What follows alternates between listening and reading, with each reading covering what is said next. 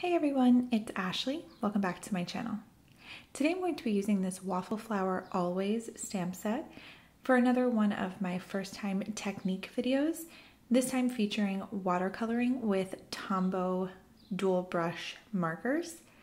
And if you're not familiar with this kind of video that I do, I try a technique for the first time on camera and you get to watch, and it's a little bit nerve-wracking, but it's nice because you get to see any mistakes that I've made and how I fixed it or how you can totally avoid it.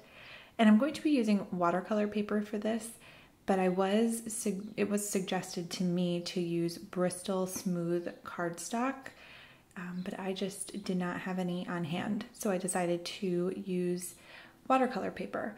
So I'm not exactly sure of the difference technically that it will bring if you do try to watercolor on Bristol cardstock, but this is how it will come out if you watercolor on watercolor paper.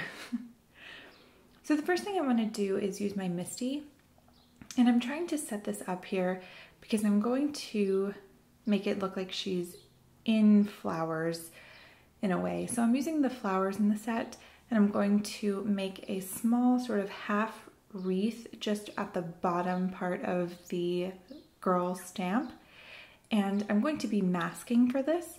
So once I stamp the images and the flowers, I'm going to stamp them again on some full sticky post-it notes, and that way I can just cut them out right close to the line and place it over those stamped images. That way whatever I stamp over those post-it notes or those post-it note stamped images, it will look like it's behind that post-it or that stamp, if that makes any sense. So when you're working or when you're doing masking, you have to work backwards. So usually whatever you would stamp first would be on the bottom, but when you're masking, whatever you stamp first will be on the top. So I'm doing this again just with a different type of flower here. We're just doing some leaves. So again, once I stamp these leaves, because I have masked the flowers, the leaves will look like they're sort of intertwined and behind the flowers themselves. And the girl, once she is stamped, because all of these will be masked off before she is stamped, will look like she's set behind the entire floral arrangement. So I'm setting her up here and just making sure she's behind or centered, at least to where I want her. This is actually quite off center, a bit to the right, but I'll show you how I remedy that in a little bit. And I'm going to stamp this twice with a VersaFine Onyx black ink, and that's because it is waterproof. So when I use my water pen on it, I won't worry about the ink smudging all into my watercolored image. So now that she's all stamped, I can just pull up those masks and we reveal the picture and I can start watercoloring. So the first thing I'm going to do is basically outline anywhere that I think might have a bit of a shadow with my Tombow marker, and then I'll take my water brush or water pen and sort of drag in from the very edge of the mark that I made with the marker. So basically I'm going through the entire marked space. And then to create a little bit more shadow, I'm going to use a bit of a darker color. And just for your reference, these colors, the lighter color is 991 and the darker shadow color that I used is 947. So I put the darker shadow sort of by her hairline and over by the bird. And I know that this looks a little bit yellow and a little bit strange for a skin tone, but I'm very unfamiliar with these markers, so I'm not exactly sure which colors are right for which skin tone, things like that.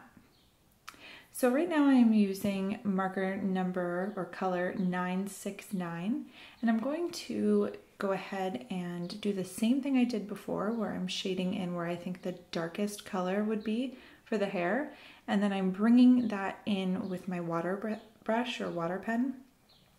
And I'm actually, I do end up going over this again with that sort of redder color there that you see, and I'm not sure that I love the fact that I went over with two different colors.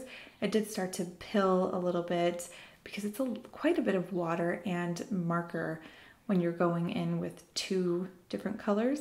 But I do like the color of the hair when it came out. It's this like fun red, rich red color, and I enjoy that.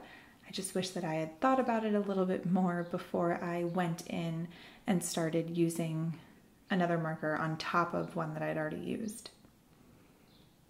And again, I'm just shading where I think the darkest areas would be, and then meeting them together with my water brush sort of in the center. So I'm doing the same thing here with the sweater, and I'm using this blue color, which is number 528. And again, just outlining where I think the shadow would be and then dragging it down with my water brush. And much of this technique is very repetitive, so I skipped ahead a little bit and skipped the bird and the headband, which really is just the same technique that I used. And here for the flower, again, I'm just outlining or shading in the very bottom portion of the flower and then dragging it up with my water brush.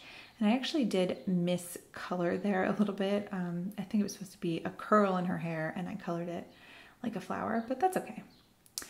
Because I lost a little bit of detail when watercoloring so much in her hair, I'm going to go through again just with the black color of Tombow marker and just very carefully go through the lines in her hair and the headband just to make sure that everything looks nice and detailed. I am going to choose a sentiment for the bottom of the card, and at first I'm going to do the hug sentiment, but then I realized I think I want the missing you sentiment. The hug sentiment has a capital H and it's a little bit off for me for this card, so I think I want to do the missing you because they're all lowercase and sort of in the same plane, and I like that for this card. And I've also gone ahead and trimmed the card down to 4 by 5 1/4, which is just slightly smaller than an A2 sized card. So I'm going to do this in my Misty, and I'm using, again, VersaFine Onyx Black ink. I usually use this for all of my sentiments. Just gives a really good detail. And I'm going to go ahead and stamp that. And at this point, my camera died. So I'm just going to go through quickly what else I did. I went ahead and made a matted black background for my card front, which you can see here. And then I put it all together with Tombow Mono Liquid Glue onto an A2 sized card base. And because, as I mentioned, she was quite a bit off center, I did have some dead space up in the top left-hand corner. And because I did the matted black background and this was stamped in a very bold black ink, I decided to use some black Nouveau crystal drops. And I just think that it looks really nice up there, and it sort of draws in the black and it completes that space up there that I left blank. So I hope that you have enjoyed watching me try this technique for the very first time. If you have tried this before or you're going to try it now, I would love to see it. My Instagram, blog, and all of the supplies used are linked in the description.